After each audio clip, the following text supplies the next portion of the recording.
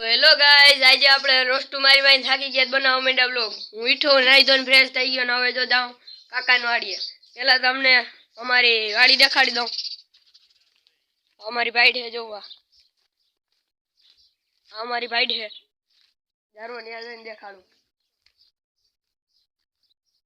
જોજી થોડું ઘણું પાણી ભર્યું હોય ને ઝીંકુકડી વાઈ છે. અમારી વાડી બહુ મોટી નથી, પાણી બહુ જાજુ જોઈ.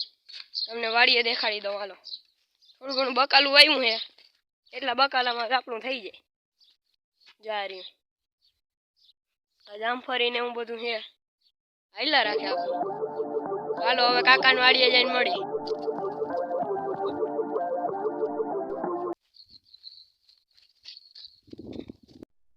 આપણે કાકાની વાડીએ પૂગી ગયા છે. તમને દેખાડ દો અહીંનો વ્યૂ.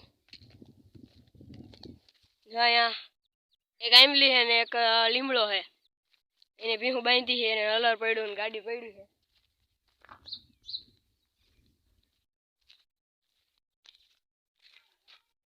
આ બધું ભૂકો અને ઊંધું પડ્યું હોય. કાનવાડી આવી ગયા હે, આવ ખાઈ લે.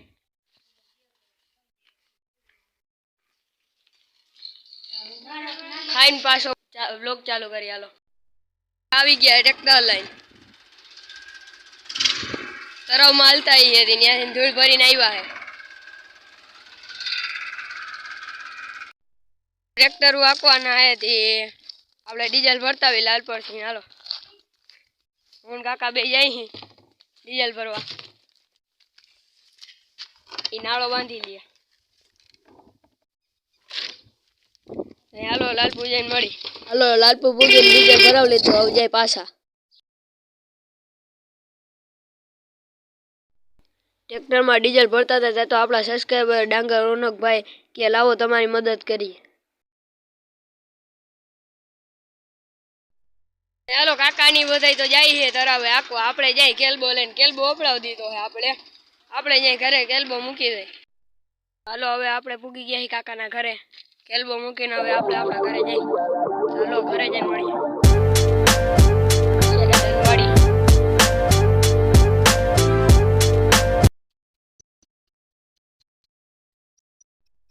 હેલો ગાઈઝ, હવે ઘરે પૂગી ગયો હોઉં. આજનો વ્લોગ અહીંયા સુધી સારો લાગ્યો એટલો લાઈક, કમેન્ટ, સબસ્ક્રાઈબ ને કરી દેજો. હાલો બાય.